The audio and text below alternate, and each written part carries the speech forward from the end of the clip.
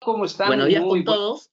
buenas tardes, buenas noches, independientemente de la hora en que vean esta presentación.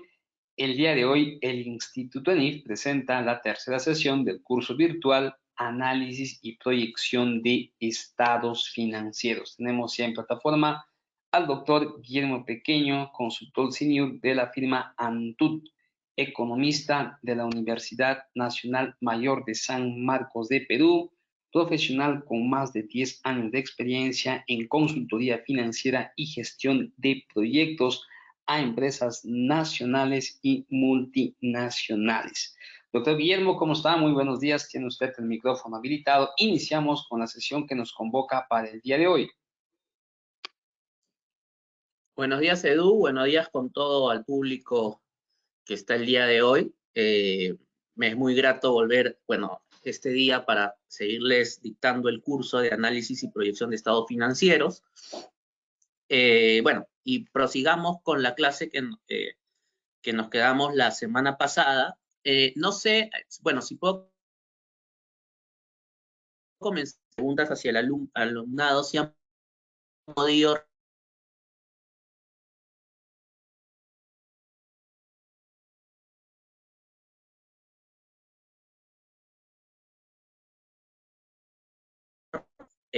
tanto el PowerPoint que envié como el material de Excel, o la última, algunos no.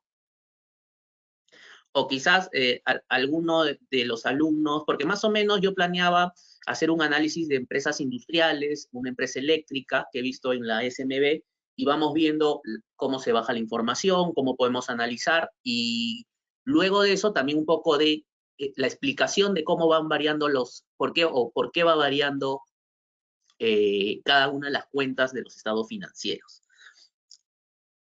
No sé si alguno de ustedes ha podido revisar el Excel o en todo caso eh, si ha podido ingresar información, si han bajado información o no, para comenzar igual explicando un pequeño resumen de lo que ya vimos y proseguir con los ejercicios. Nos indican que por el momento no, doctor, no han revisado.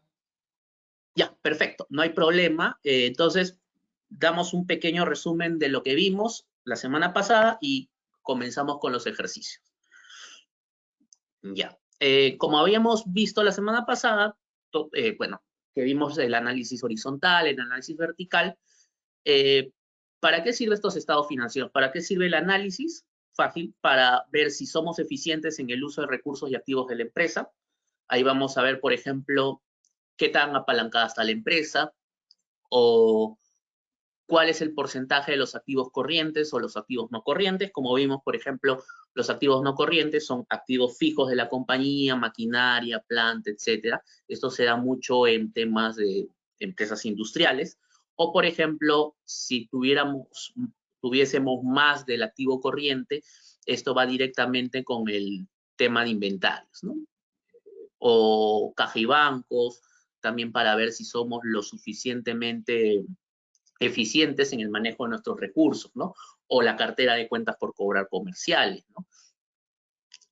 Luego también ver cuántos son de obligaciones financieras, ¿no? El monto obligaciones financieras tanto a corto plazo, que más que todo se utiliza capital de trabajo, o largo plazo para el tema de apalancamiento, ¿no?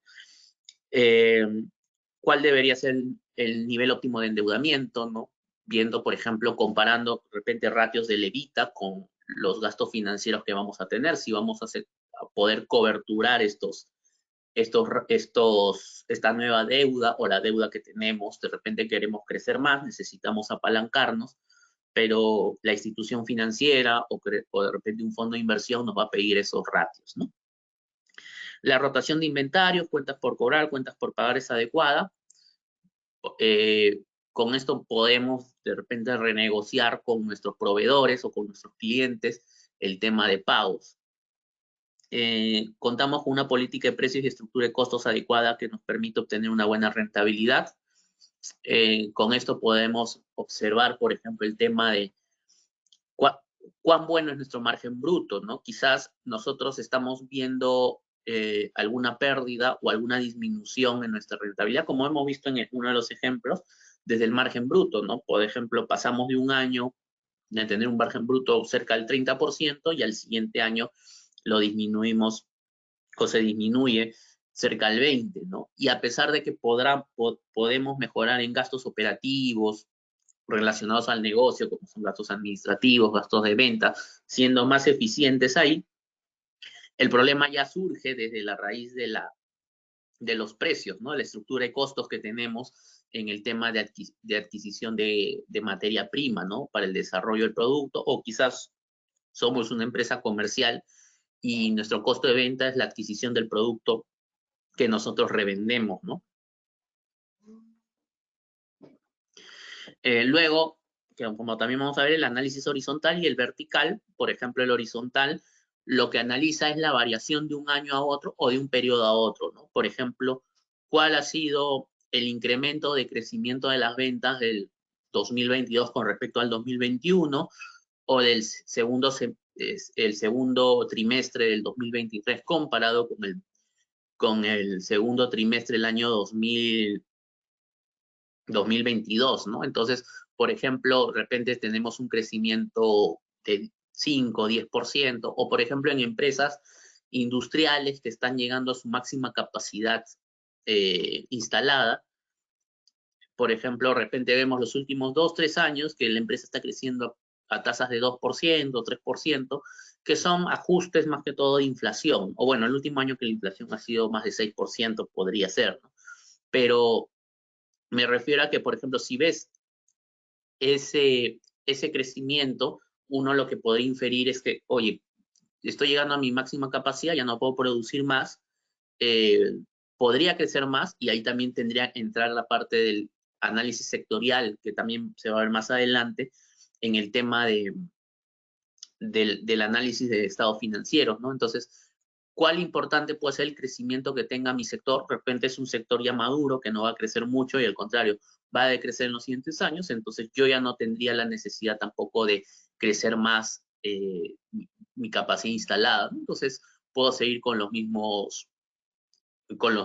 mismas tasas de crecimiento y no invertir más.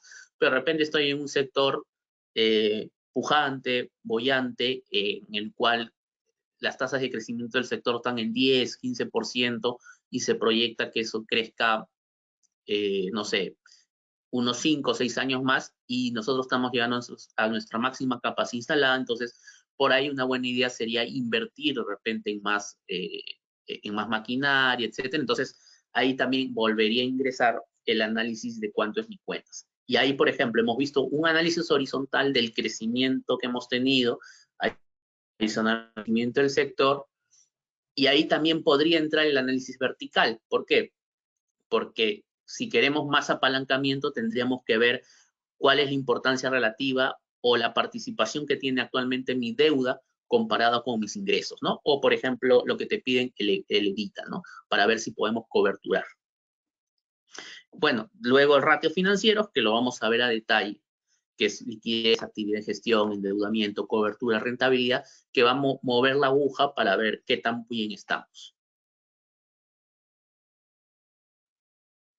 Bueno, esto lo vimos, el análisis vertical consiste en determinar el peso proporcional que tiene una cuenta dentro del estado financiero en un periodo determinado, ¿no? Esto facilita la comparación de la composición de diferentes empresas independiente de su tamaño y permite identificar las áreas de mayor peso en estructura financiera, ¿no? En el estado de resultados, el base se va a tomar las ventas que va a tener la compañía. Entonces, por ejemplo, vamos a ver cuánto es el porcentaje de costo de ventas sobre las ventas, el margen bruto, el gasto administrativo, el gasto de venta, otros ingresos que algunas compañías tienen, como por ejemplo arriendo de algún local que no esté funcionando, o por ejemplo cuando hay holdings, una empresa o una subsidiaria también puede estar prestando servicios de gerenciamiento a otra compañía, ¿no? El back office sobre sobre una compañía, no sé, constructora quizás, ¿no? Entonces tenga una empresa dentro de las subsidiarias o la misma holding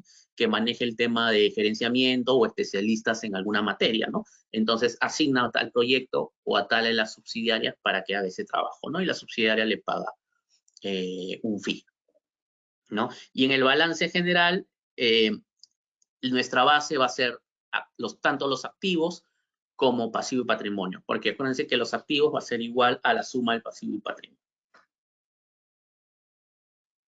En ventajas y desventajas, entre las ventajas del análisis vertical destacan su capacidad para comparar empresas de diferentes tamaños y la facilidad de identificar áreas claves en la estructura financiera.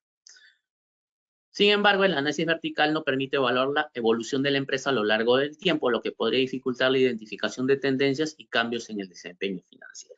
Bueno, como vimos, claro, se tienen que hacer ambas para tener un análisis global de la compañía.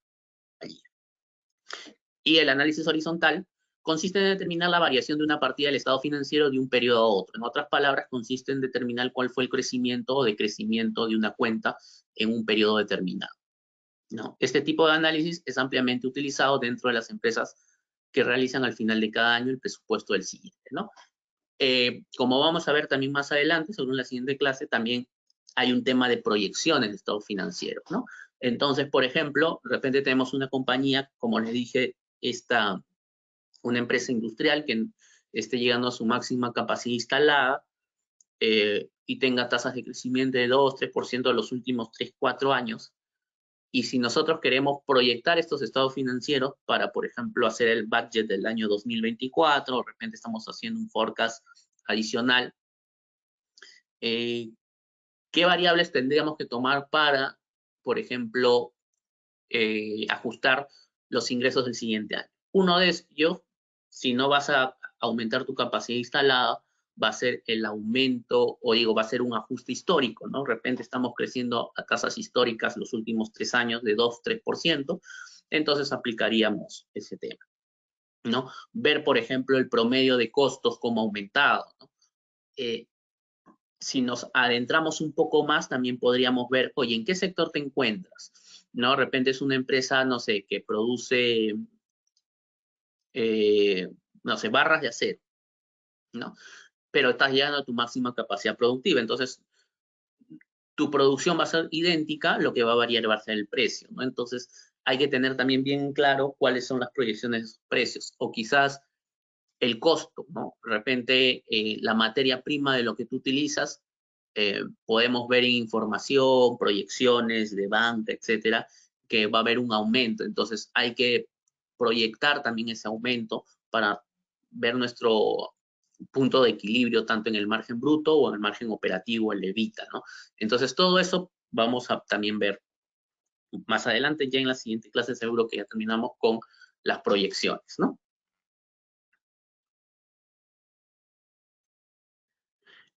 Ventajas del análisis horizontal incluye la capacidad de evaluar la evolución de la empresa a lo largo del tiempo, identificar tendencias y áreas de mejora y facilitar la toma de decisiones informadas.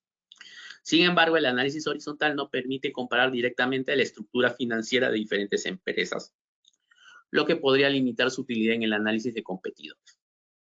Ahora, comparación entre análisis vertical versus análisis horizontal, ambos análisis son complementarios en la evaluación de estados financieros. Mientras el análisis vertical permite comparar la estructura financiera de diferentes empresas y analizar la composición interna de cada estado financiero, el análisis horizontal se centra en la evolución temporal en las cuentas, facilitando la identificación de tendencias y cambio en el desempeño financiero, ¿no? Igual hay que combinar ambas para tener también una mejor visión de la compañía y, por ejemplo, también ver las proyecciones que se puedan tener. Acá los ratios financieros que vimos, liquidez, mide si la empresa cuenta con la suficiente capacidad de activos de corto plazo para hacer frente a sus obligaciones de corto. Doctor Guillermo, nos ¿sí? indican que por favor hay que poner el PPT en modo diapositiva para verlo grande. Ah, ya, disculpen, a ver.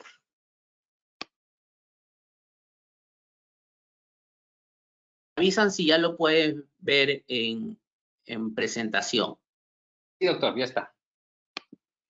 Ya, ok, muchas gracias. Disculpen con todos. Bueno, los ratios de liquidez es decir, lo ideal u óptimo, igual siempre va a depender de cada empresa, cada circunstancia, es cercano a uno, ¿no? Es decir, tú con tus activos corrientes puedes hacer frente a todos tus pasivos corrientes, ¿no? Es decir, obligaciones a corto plazo, ¿no? Ahora, un ratio muy por debajo de 1, lo que quiere decir es que tú a corto plazo, en caso de una crisis, un default, no podrías hacer frente a esas obligaciones. Y adicionalmente, un ratio muy por encima de 1 tampoco es que sea muy bueno. ¿Por qué? Porque de repente tienes un ratio de 2, 2,5, entonces tienes que adentrarte a ver cada uno de los ratios. Porque de repente tienes mucha caja y bancos, ¿no? Es decir, tienes mucho efectivo sin mover. De repente tienes, no sé, cerca de 8, 9 millones en caja y bancos que representan, no sé, el 20% de todos tus activos, ¿no? Y con eso, claro, de repente, al hacer el análisis, de repente está sobre el 1, 1 y pico, pero digo, sobre el 2 más que todo. Entonces tú dices, estoy siendo lo suficientemente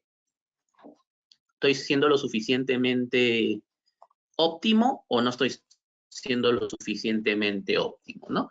Porque ese dinero yo lo podría utilizar para, de repente, comprar más maquinaria, para apalancarme en el sistema financiero y con eso eh, tener una mejor, es decir, tener un mejor ingreso a futuro, ¿no? Lo que justo les comenté, por ejemplo, ¿qué pasa? Soy una empresa que no estoy creciendo mucho porque estoy llegando a mi capacidad instalada máxima, pero de repente tengo mucha caja y bancos, ¿no? No estoy repartiendo dividendos, entonces lo que hago podría ser con ese dinero apalancarme o invertir una parte del dinero y apalancarme con el banco en otra parte, ¿no? Entonces con eso puedo crecer, ¿no? Entonces, como siempre, hacer esos análisis adecuados. Actividad muestra la eficiencia de la empresa en términos de cobro, inventarios y pagos, ¿no?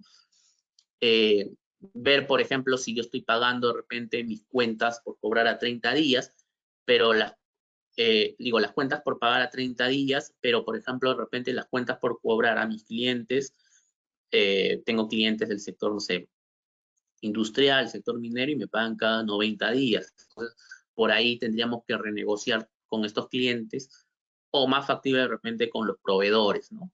De repente ponerlo a 60, 70, 90 días para tratar de calzar con el tema de cuentas por cobrar, ¿no? Porque al final estoy pagando, pero no estoy teniendo el capital suficiente de trabajo. En temas, por ejemplo, sectores de restaurante, hotelería, es al contrario que, por ejemplo, esto de servicios, por ejemplo, de transporte a minera, ¿no? En cambio, en restaurantes, tus cuentas por cobrar son casi inmediatas, porque o se paga el cash o se paga con tarjeta, y tus cuentas por pagar sí, son a 30 días, ¿no? Entonces siempre tienes ahí un saldo a favor que puedes ir trabajando, y con eso sirve para qué? Para capital de trabajo, y con este capital de trabajo tú puedes ir financiando tus operaciones a corto plazo, ¿no? En cambio, estas otras empresas lo que tienen que hacer es buscar préstamos o apalancarse para capital de trabajo, para tratar de rotar el ciclo comercial de la compañía.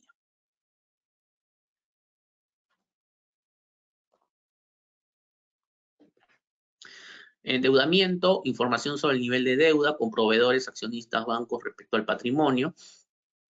Y cobertura también van de la mano. Solamente que la cobertura permite si la empresa puede cubrir los intereses contra el evita, el flujo de caja o el EBIT, ¿no? Va a depender mucho de la compañía o la institución financiera, la entidad financiera que te preste, ¿no?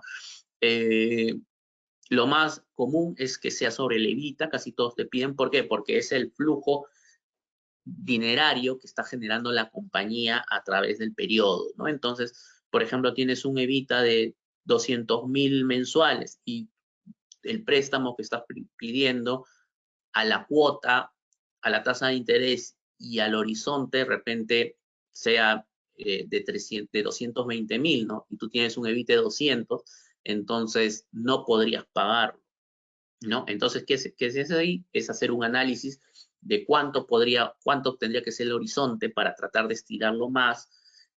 Quizás te castigan un poco con una mayor tasa, pero para que pueda entrar dentro de ese flujo que tienes, ¿no? Adicionalmente, en la proyección se vería también, oye, tú de repente con esta inversión vas a tener, en vez de un EBIT de 200,000 mensual, a partir del año 2024 crece a 250. Entonces, con respecto a eso, se pueden hacer adendas a los contratos y tratar de sacar la mejor tasa y el mejor horizonte de préstamo, ¿no? Y rentabilidad, que es lo más conocido, que es, por ejemplo, margen bruto, el margen operativo, el margen EBITDA, el margen neto, ¿no? Como en todos los estados financieros, no hay una regla, pero va a depender mucho del sector que te ubiques, ¿no? Por ejemplo, un sector eléctrico quizás tenga mejores márgenes porque es un sector muchas veces ya sin competencia, no es casi un monopolio, entonces tienes ya un contrato con el Estado. Obviamente que al principio tienes un CAPEX muy grande, que es la inversión en capital, ¿no? ¿Por qué? Porque tienes que poner quizás, sea una empresa eléctrica de transmisión, tienes que adecuar, poner las torres de alta tensión, etcétera, etcétera, ¿no? Pero, por ejemplo, temas de empresas textiles, empresas industriales, quizás sus márgenes sean más pequeños, pero ellos lo que sacan son productos de alta rotación, ¿no? Entonces, quizás tengan márgenes brutos de 30, 25% y márgenes operativos sobre 5, 6% y el EBITDA sobre 10, ¿no? Por eso cada sector se tiene también que ver en un análisis de benchmarking entre cada empresa, ¿no? Para ver cuáles son tus competidores. Bueno, este ejemplo también lo vimos la semana pasada, que es un ejemplo clásico y básico sobre cómo es el análisis vertical y horizontal. Como digo, el vertical analiza cada año y el horizontal analiza la variación entre 2 años, ¿no?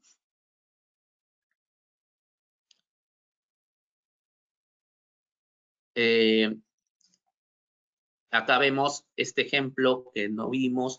La empresa Fresh Chicken se dedica al servicio de pollos crudos a supermercados y bodegas. Durante el último año, su estrategia comercial de la gerencia considera que no se logró el crecimiento de ventas esperado de 25%, solamente se logró el 13.3%. Por ese motivo, la empresa ha solicitado su servicio para realizar un diagnóstico financiero del negocio. Entonces, por ejemplo, vemos que el 2017 la compañía vendió 1,5 millones, estamos en miles de soles, el 2018 1,700,000. Entonces la variación ha sido de 13.3, con lo cual solamente se ha crecido, bueno, ese porcentaje y se esperaba 25, ¿no? Entonces lo que podemos hacer es, oye, hacer el análisis de por qué no se ha crecido tanto a lo que se esperaba. Quizás ha sido una menor demanda por la crisis, de repente han crecido los precios, entonces la gente ha buscado sustitutos al pollo, o quizás los supermercados están pagando precios más bajos, también ellos dependen de la demanda de las personas, ¿no? Pero uno se tiene que adentrar un poco más, por ejemplo, el costo de ventas. El costo de ventas ha subido de 43.3 a 55.9, ¿no? Había un crecimiento de 46% de un año a otro. Si vemos, ha crecido 46 y adicionalmente nuestros ingresos han crecido solamente 13, ¿no? Por eso mi utilidad bruta baja de 56.7 a 44.1, ¿no? Luego, nosotros en los gastos de venta y administración estamos tratando de mejorar, tanto así de que en gastos de venta hemos bajado de 20 a 13.5 con respecto a las ventas y en los gastos de administración también, ¿no? Es decir, debido a la no cobertura de nuestras expectativas en ventas, en medio de esta crisis hemos tenido que hacer ajustes para, por ejemplo, no irnos tan abajo en la utilidad, ¿no? Si vemos la utilidad operativa ha bajado de 20 a 18.8, pero esta reducción en la utilidad operativa y en el EBITDA también, porque en el EBITDA disminuimos de 22.5 a 21.2, se da desde la raíz, es decir, desde el margen bruto. Entonces, ahí habría que ver por qué ha disminuido tanto, por qué ha aumentado tanto los costos, ¿no? Por ejemplo, los costos crecieron en 46.2 más que las ventas, las cotizaciones de los proveedores subieron, se podría comprar por volúmenes para obtener descuentos, ¿no? Entonces, aquí lo que tendríamos que hacer que es, para comprar por descuentos, tendríamos que, por ejemplo, comprar de repente un mayor volumen. Entonces, para eso necesitaríamos de repente capital de trabajo corto plazo para comprar, hacer una primera compra con volumen y por ahí ya comenzar a distribuir, ¿no? Y ser un poco más eficientes y tratar de disminuir este costo de ventas, ¿no? Luego, como el gasto de personal, que es gastos administrativos, se bajaron en 20%, debido a que recursos humanos evaluó el personal y disminuyó los innecesarios, ¿no? Adicionalmente, como están bajando las ventas,